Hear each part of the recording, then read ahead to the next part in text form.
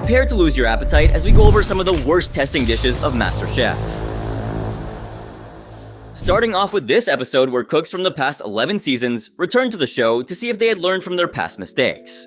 But did they? This season is all about second chances. It's time to show us how far you've come as talented cooks. So, in the first elimination round of the season, in episode 4, all 20 chefs had to cook something inspired by the dish that originally sent them home. Your challenge is to use the dish that sent you all home for a new and improved version of that dish. Each chef had 60 minutes to prepare identical portions of their dish for each judge, making the presentation crucial. The chef who recreated their elimination dish in the most elevated, refined, and skillful way would win immunity. Tommy was still the biggest personality of the bunch, just like in his previous season. He kept running back and forth between his station and the pantry, constantly forgetting ingredients. I don't know if I got everything. Looking around and I'm losing everything. I mean, Tommy's back and forth. That's the third time. If you ask me, he seemed a bit scattered and somewhat like he was freaking out. In there. Tommy should be out of here by now. Come on, Tommy. Let's go. Gabriel felt extra pressure because Chef Ramsay had personally financed his culinary school dream. And so, he wanted to prove Chef Ramsay's money was well spent. This dish is not that complicated. I would be surprised gonna screw this up. Hey, come on, Gabe. But at this point, he was struggling with his fresh-made pasta, putting him at risk of being the first to go home. And I did not realize how sticky it was until it had rested. I cannot believe this. When time expired, all the cooks had plated their dishes. Some looked more thrilled about their finished products than others. Steven, in particular, was upset that his panna cotta hadn't set. Looks like chocolate milk. There's not enough time for me to right the wrong. I'm just hoping. The judges then circled the kitchen, looking for the best and worst-looking dishes. It's the same pasta dough. Thanks. Now this is when Gabriel was called forward to present his sausage and ricotta cannelloni with marinara sauce and mozzarella topping. Filling and the pasta were all completely wrong. Tell us what the dish is, please. Joe said it looked simple and lacked finesse. Chef Ramsay commented that it just didn't taste very good. The inside is just not very good at all. But Aaron added that Gabriel had invested his time poorly. And poorly, right? And it just looks sort of rudimentary. Looks like something you get at that restaurant that gives you free bread. Understand, Chef? It was like being called poor in 5 different languages because I'm always up for free bread. And the most hurtful critique came from Joe. The investments that have been made with you, that's disappointing. Here's the thing. Did Gabriel underperform? Hell yes. But Joe would have phrased it better. Investing in someone's development should mean believing in their potential and helping them grow, despite the slip-ups that will occur during a learning journey. But using guilt as a tool, wielding your financial support as a weapon. Yeah, it only creates resentment and stifles creativity. Anyway, next on the chopping block was Steven with his cacao panna cotta with blackberry and gin sauce and spicy hazelnuts. It was obvious that it wasn't set. We'll see if there's something that's redeeming enough to overlook the obvious. There was. Chef Ramsay called the flavor rich and delicious. However, there was a problem. It doesn't taste of any setting agent there whatsoever. It's just liquid. Yeah. I mean, Joe thought it tasted like chocolate milk and called it terrible. This is terrible. It's all wrong. It's unedible. Last up was Tommy with his beef and chorizo burgers with fried green tomato and avocado truffle mayo. Chef Ramsay said they looked a mess. Some were missing buns, others were missing bacon. They're on my station. Bloody hell. He liked the fried green tomato, but Aaron thought it was a misfire to put chorizo in the burger. You can't cook it medium rare. You can't tell what's chorizo and what's... I'm grasping for things to really hold on to. That's sad. He was really excited about the chorizo. Can't make the same burger 7 years ago. So did it extra oomph, kick, and flavor? Anyway, the judges deliberated and made their decision. Steven was the first returning cook eliminated from the competition. I thought you were going to go far in this competition, and I didn't expect you to be cooking for the last time tonight. It was a tough pill for him to swallow, especially since he had never landed in the bottom 3 throughout his previous season. In a brutal turn of events, he had gone from 3rd place to 20th. In the next episode, the Mystery Box Challenge came from Sean, whose new Vegas joint features many dishes using alcohol as an ingredient. Alcohol is built into the fabric of Vegas. That's one way to put it. Each mystery box, different bottle alcohol. Whichever you get, it's all up to Lady Luck. Each chef had to construct a dish that highlighted the random bottle of spirits under these particular boxes. And to make things even more challenging, they had to create 3 identical dishes to test the consistency of their skills. Some contestants took to their selections well. Kate was excited to get some versatile bourbon. I hit the jackpot. I got bourbon. And literally go anywhere. Bourbon, sweet, smoky, spicy notes. And Michael was particularly thrilled to work with tequila. I expect a lot of people to make dessert. I'm gonna go the opposite. I think tequila and tamarind sauce, it's like sour and sweet. Others, though, got some curveballs thrown at them. Brandy, a country gal through and through, balked at receiving limoncello. It tastes like cleaner, like you would clean your countertops with. Awful. This reminds me of the reaction of that famous dude who DIY'd his own limoncello during COVID. To try it. So. Looks like fashion-forward Tommy didn't really know what to do with scotch. As he's never tasted it, he's more of a white wine or champagne guy. Never tasted scotch. Something sweet, something savory, I have no idea. Shanika wasn't too happy with gin. Gin tastes like poison. To me. She's not wrong here. And naturally, Dara and Shane, being underage, had never tasted booze. Shane the Train, are you going to be a gin and tonic man? I have no clue. I'm a water kind of guy. I'd say the same thing if I was 16 and my parents were watching me on national TV. Wink, wink, now Dara was struggling with her tiramisu-inspired tropical cake. An almond coconut jacon sponge that I'll soak in a maple syrup by making a mascarpone cream. It was so confusing and had so many elements that Joe remarked it sounded like 3 different desserts. Or no? Aspects of a tiramisu. You have time to do all this stuff? To make matters worse, her dark rum caramel had crystallized, which threw her for a loop. He advised her that if it wasn't great, she shouldn't put it on the plate. It's like not, it's like... Don't put it on the plate. If it's not great, don't put it on the plate. Okay. Just keep going. You know it's good advice if the words rhyme. 60 minutes and some sweat-inducing flambés later. No. Let it go. Let it go. Once the alcohol burns off, Bowl on top of the flame. The cooking was done. After some deliberations, the judges had a top 3 and a bottom 3 to highlight. As you expected, Dara's rum-soaked cake was hardly soaked at all. It was bone dry. It just looks like an incomplete dessert. The layer cake looked more like 3 silver dollar pancakes with some fruit stacked on top. And the sponge is very plain, the cream, but whipped cream, big deal. It's back to win.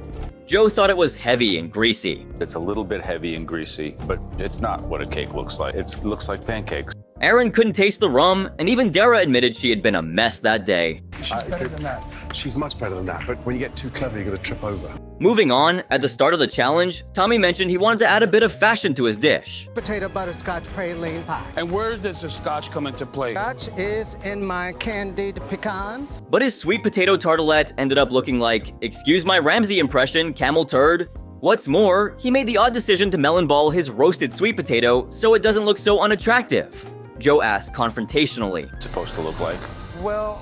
Clearly not impressed with Tommy's choice of a mustard yellow plate that further muddied the sludgy brown dish. The worst color, Tommy. Really?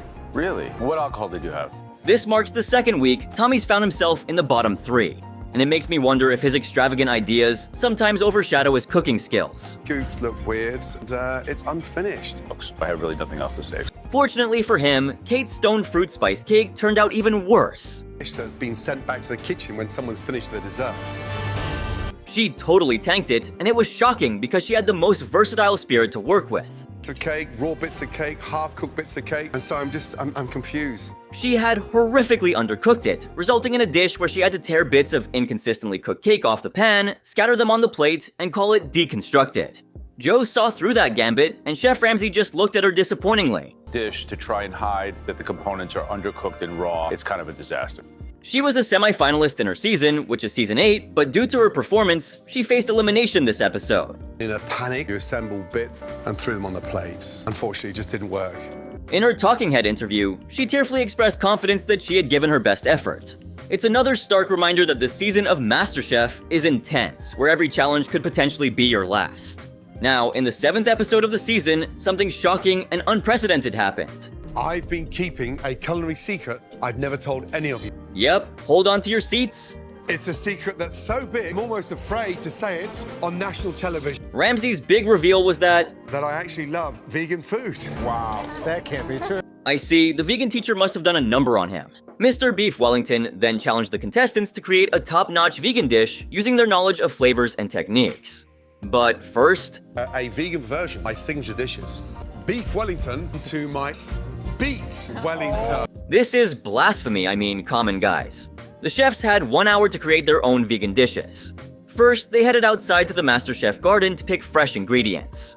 The cook who made the best dish would win the immunity pin, while the one with the worst dish would be eliminated.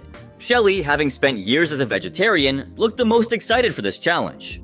I'm so excited to be doing this vegan challenge because I was a vegetarian for a good chunk of my life. Fred's dish was deemed ambitious by Joe. I'm making mapo tofu nudi. I'm gonna serve it with the mapo sauce, which is a Chinese spice sauce. But he believed if Fred could pull it off, it would pay off. Meanwhile, Chef Ramsay seemed concerned that Samantha's potatoes weren't even boiling with 30 minutes to go. Those potatoes cook fast. Got a lot of mushrooms packed in one pan. The pan on there, so you can switch them out.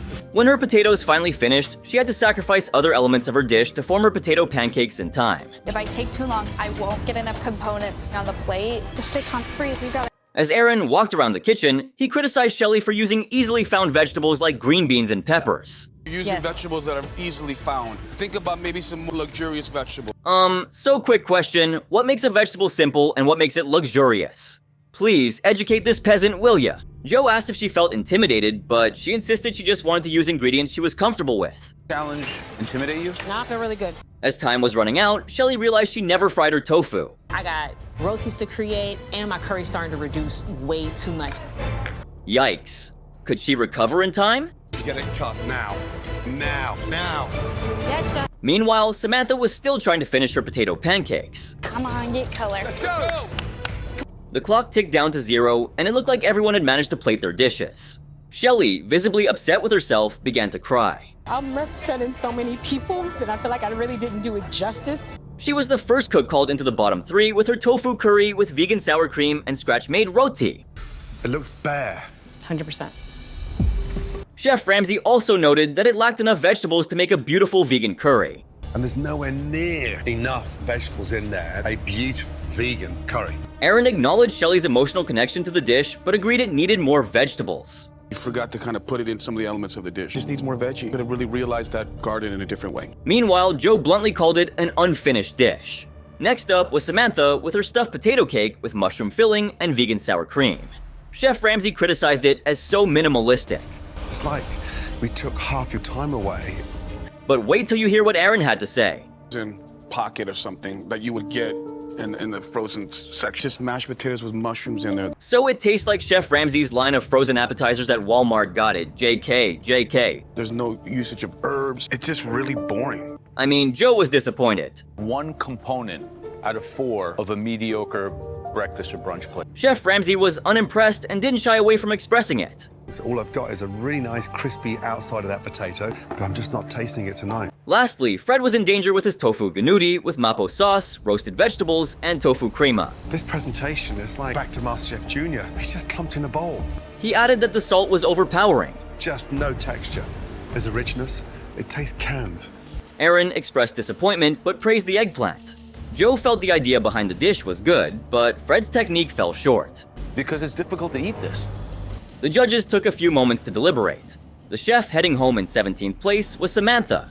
The 23-year-old from Des Moines, Iowa, who had finished in 4th place on season 9, had her journey cut short this time around. Next, in episode 8, Ramsay introduced Tiffany Derry as their guest mentor and judge. To show the contestants a proper cultural fusion, Chef Ramsay and Tiffany teamed up to demonstrate jerk spice fish and chips. U16 will follow in our guests' footsteps. Chef Ramsay pulled out a globe with flags randomly inserted to decide which part of the world each contestant would blend with Southern cuisine. Each chef drew a flag to determine their fusion country. It was fun to see them all a little perplexed about what they were going to cook. Flag you pull, determine where in the world your fusion dish is going to come from. Shane picked Ethiopia. Ethiopian food? I don't think Shane knows anything about Ethiopian food. Exactly. He looked a bit worried about pulling Ethiopia. I've never been to Ethiopia, never eaten Ethiopian food. I've got to incorporate an Ethiopian. It is crazy. Joe commented that the 18-year-old had the hardest task of the night, and I agree. Bree decided to include a peanut butter gravy with her Vietnamese dish. Tasted that before? Never. Never even heard of it. No, I've never heard of that either. Meanwhile, Chef Ramsay yelled at Bo and Lee to get his lamb on the grill. Got the sauce ready? Yes. And the lamb's still raw. Look, that should have gone on 20 minutes ago, okay? Yes. Warning him that he'd end up at the bottom if he didn't. The judges seemed concerned that he was all over the place. One of the obvious Israeli ingredients, no couscous. He's all over the place. Chefs Joe and Aaron are not Israeli but Lebanese and Palestinian dishes. 3 dishes failed to meet the judges' standards. First up was Bowen's Israel-infused rack of lamb with herb sauce and pan-fried grit cake. The butchery on the lamb is kind of a disaster. Chef Ramsay called the dish badly executed. He hated it so much he had to pull out a bad rhyme.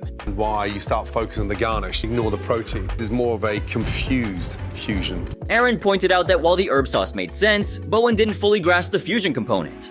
And Chef Tiffany concurred. Cut the meat, how the meat's laid, the thickness of certain cuts of lamb. Next, Shane's Ethiopian-inspired chicken fried steak with turmeric cabbage and potatoes, collard greens, and pan gravy was up for critique. Half, right? When you fry food, that's something that's kind of a no-no. Chef Ramsay remarked that it wasn't Shane's strongest plating performance. Aaron thought it lacked seasoning. There's a lack of seasoning. I love the coffee reference, but none of that showing up on the palate. While Tiffany mentioned a lack of execution and flavor. Meanwhile, Joe pulled out something out of his ass. Life experience missing in the conceptualization execution of this dish. Lie experience? He's 18. I mean, get a grip, man. Finally, there was Bree's Vietnam-infused grilled shrimp summer roll with grilled corn and bell pepper filling, carrot and cabbage slaw, and peanut butter gravy. Chef Ramsay found it visually bizarre, saying the slaw tasted nice but didn't pair well with the gravy. It's just too phallic to eat. There it is. If only I had a nickel for every time Ramsay compared a dish to genitals. In HK, it was a bison's penis, if you remember. But Tiffany agreed that gravy didn't belong with a summer roll. Put a peanut gravy on top of a fresh slaw. Aaron appreciated her use of herbs, but Joe concluded that the dish looked bad and tasted just as bad. The judges took some time to deliberate and ultimately decided that the cook going home in 16th place was Shane. The 18-year-old was sent packing due to a lack of experience. It's the chocolate milk panna cotta that really took the cake, or rather didn't. It wasn't even shaped like a dish, which was super disappointing, especially since there was nothing exceptionally hard about the challenge. On the flip side, I think Shane's Ethiopian dish was the most forgivable. He did his best with an incredibly tough challenge. Anyone would have had a hard time with that, and Shane was in an especially rough spot. Not only was he clueless about Ethiopian cuisine, but he was also competing against people with much easier, more familiar cuisines. What do you think? Now let's switch gears and look at some of the gross dishes from Hell's Kitchen. In the first half of Season 7's Pork Creation Challenge, Milka made a determined dash to capture her pork partner. Her eyes were fixed on the bacon-collared pig, and she went all out trying to catch it. But this one particular swine turned out to be quite the elusive creature. Oh my God! Damn bacon! After what can only be described as an exhilarating chase, she finally cornered the one adorned with a blood sausage collar. Now, when Fran selected prunes, Milka couldn't help but raise an eyebrow. Prunes didn't exactly scream appetizing to her, and she's not alone. The words blood and sausage might evoke some unsavory mental images, but imagine how those flavors would collide with prunes. I mean, seriously, what was Scott thinking when he paired Milka and Fran together? Sausage. You're gonna do like a nice sausage? It's the best thing. As they began cooking, neither of them felt particularly confident because they had never worked with blood sausages before. Is it supposed to be mushy? Yeah. Wait, aren't they supposed to be firm and juicy? Things quickly took a disappointing turn when they pulled their creation out of the oven. It was a complete flop. Milka felt a sinking feeling in her stomach, and Scott chimed in, suggesting they should have pricked those sausages before cooking. Damn it! Later, when it was time to plate their dishes, Milka and Fran were the only ones who didn't wear a confident expression. When Chef Ramsay tasted their dish, well, let's just say the swine-inspired dining experience was far from perfect. Milka, clearly unimpressed from the start, spilled the beans and admitted she wasn't pleased with their creation. But a furious Ramsay demanded answers. Fran shot daggers at Scott, the one who had the initial idea but conveniently kept quiet, refusing to take responsibility. And Scott's trying not to own up to it. Meanwhile, Milka boldly declared she'd prefer to serve an empty plate. But Ramsay was in no mood to hold back. Completely wrong. Understatement of the year. The dish was labeled a complete disaster, although let's be honest, it didn't look very appealing from the start, did it? Season 8, during the presentation challenge, Trev opted for something unconventional. Froggy like daddy, daddy like froggy. Hard out there and try, and I'm going way out. Crawl back inside the box, Trev, because it was going to be embarrassing. His dish, featuring hard-boiled frog legs, was the last to be presented and didn't quite impress. You really let it go. Make a frog leg look like that, Trevor. You know what? Yeah. Michael Chimarusti couldn't even identify the dish until Trev explained it. Until you told me what it was. I was a little scared at first, frankly. Maybe it tastes... Good God. And the hits kept coming. Frog in the blender. He was awarded just 31 points for the presentation. The taste didn't fare much better. The most positive thing I can say about it is very small. And Trev earned only 31 points for it. This added up to a total of 62 points, leading to his loss. He was the lowest scoring Black Jacket competitor in that challenge. As a consequence, Trev had to clean the dorms and prep for the next service. Was quite amusing. Like all I can do is poo-poo it. Right there. History kind of repeated itself in Season 18. It was the Creative Dessert Challenge.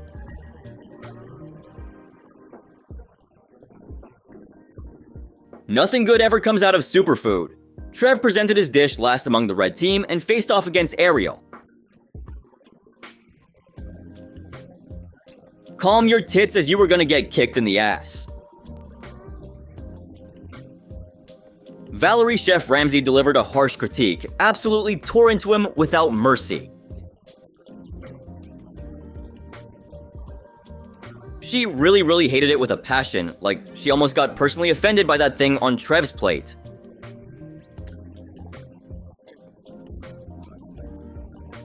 As a result, Trev scored only 2 points for his effort.